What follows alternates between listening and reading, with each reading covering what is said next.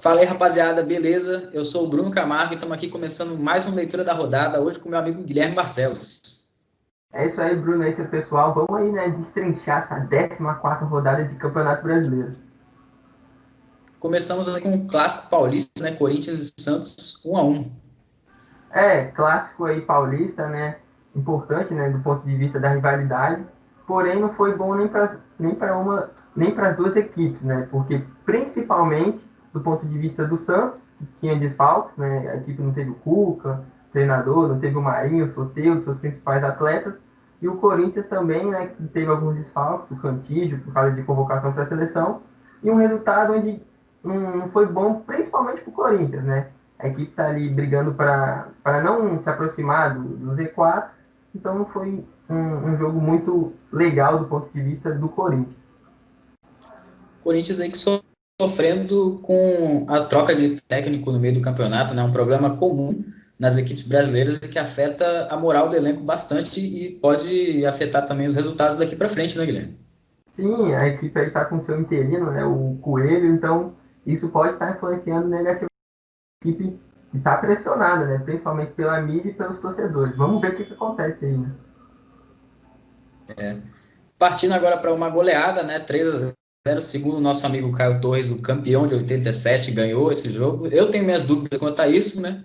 Mas para deixar ele feliz, ele pediu para falar, então eu vou falar. Eu acho que ele está assistindo a gente. Flamengo 3-0 Sport Recife. O que você tem a dizer sobre esse jogo?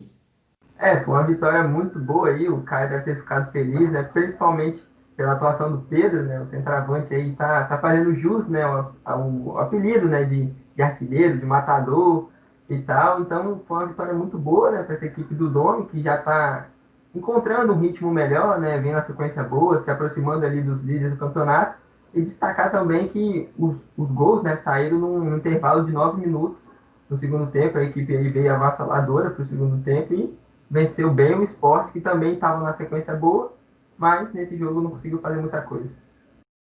Pois é, né? A equipe do Domenech está se encaixando finalmente aí no campeonato. É um recado para os torcedores brasileiros que costumam ser muito imediatistas, né? Ter um pouco de paciência com o técnico para ele conseguir encaixar o time, conseguir impor seu bons resultados. Sim, a gente tem que ter isso em mente, né? Um treinador novo como ele chegou agora há pouco tempo no Brasil, então quanto mais ele tiver esse entrosamento dos jogadores ali e tal, conhecer os jogadores, o Flamengo vai ter resultados melhores. E é o que a gente já está vendo, né, Bruno? É isso aí. E agora vamos para mais um time carioca, mas dessa vez que teve uma derrota avassaladora. Bahia 3-0 contra o Vasco. Sim, vitória boa, né? Muito boa para a equipe do Bahia, que comandou, né, o jogo aí, teve um domínio total. E do lado do ponto de vista do Vasco, muito ruim, né? Principalmente por ter perdido seu treinador, né? O Ramon já não é mais o técnico do Vasco. O Vasco que vem na sequência muito ruim, tanto no Campeonato Brasileiro quanto na Copa do Brasil. São mais aí de 6 jogos sem vencer. E isso acabou custando o emprego ali do Ramon Menezes.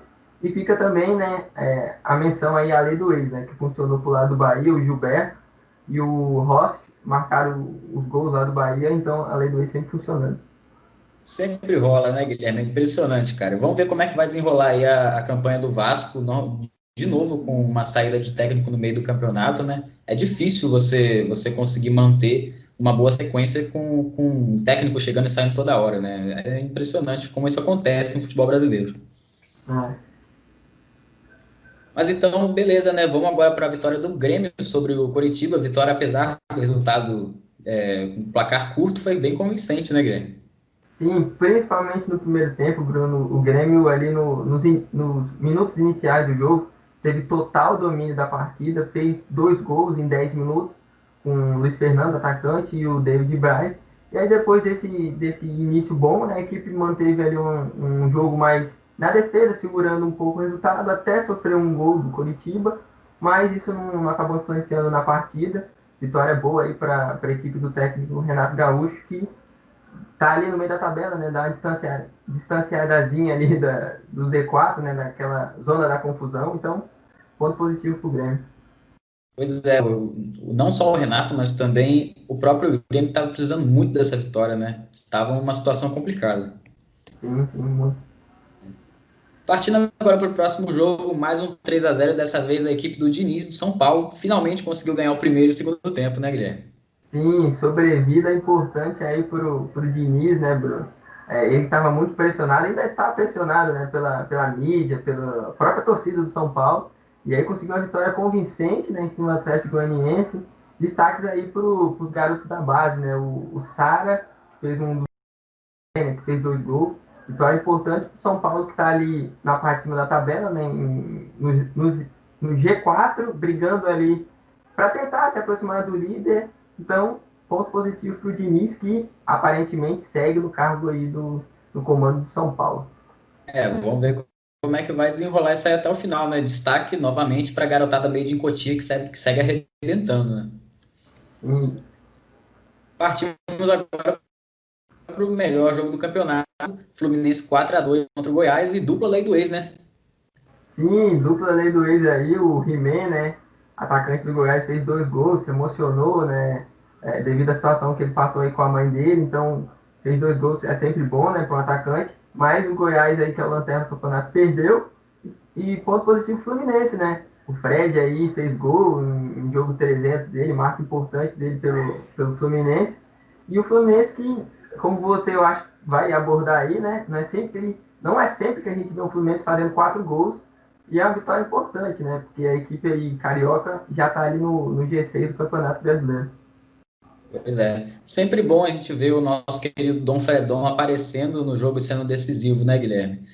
Como você disse, é estranho até a gente ver o Fluminense fazendo muitos gols, porque normalmente a equipe do Odair, quando faz um gol, já fica muito recuada. Então, eu espero que continue se mantendo ofensiva desse jeito, para que a gente possa alçar gols mais altos no campeonato, né? Depende muito desse ataque aí, vamos ver. Vamos ver. Partindo agora para o Botafogo, que ganhou de 2-1 do Palmeiras. O que você tem a dizer sobre esse jogo?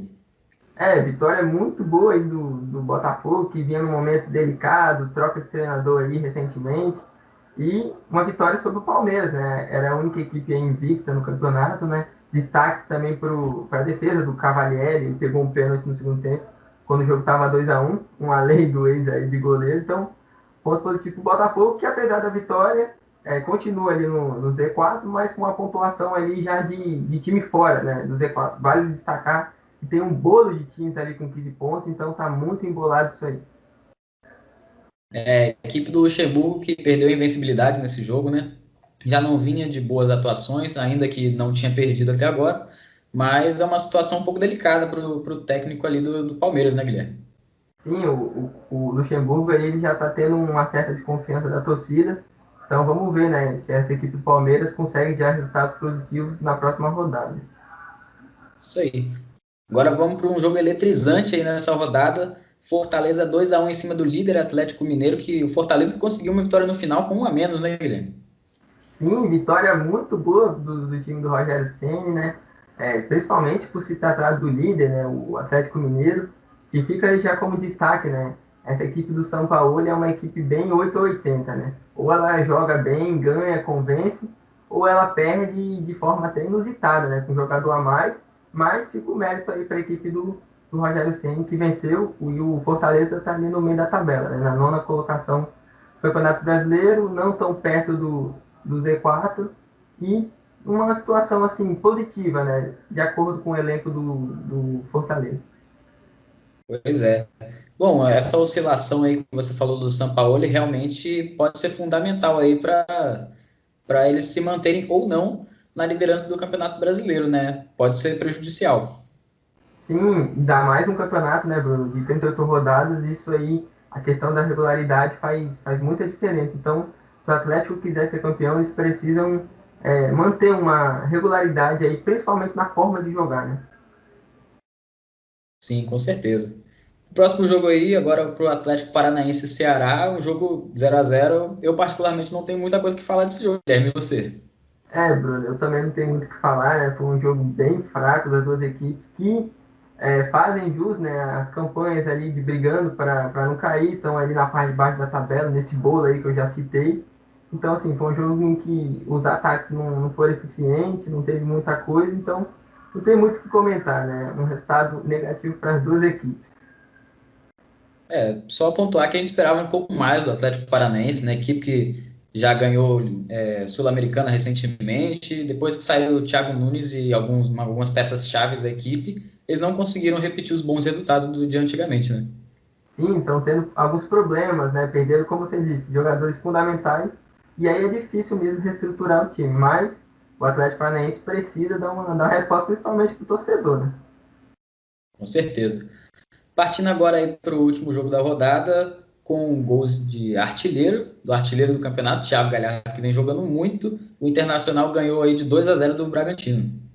Sim, vitória muito boa do Inter, né? Do time do Cudê, que já estava aí com alguns resultados negativos. A equipe ele está na segunda posição, porém com um jogo a mais, né? Que o líder, o Atlético Mineiro.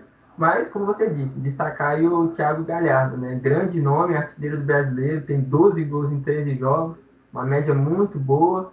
E foi decisivo, né? Fez os 2 gols e não tem muito o que falar, né? Só elogiar esse atleta, né? Que está jogando muito bem. E do ponto de vista do Bragantino, também é uma equipe que está sofrendo muito, né? Subiu agora, né? Para a Série A e está ali na vice-lanterna do Campeonato Brasileiro.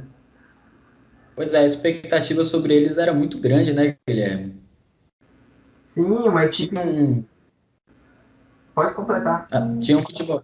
Obrigado. Tinha um futebol interessante, apresentaram um futebol muito interessante na Série B, no Campeonato Paulista, e agora não estão conseguindo reproduzir as boas atuações de antes.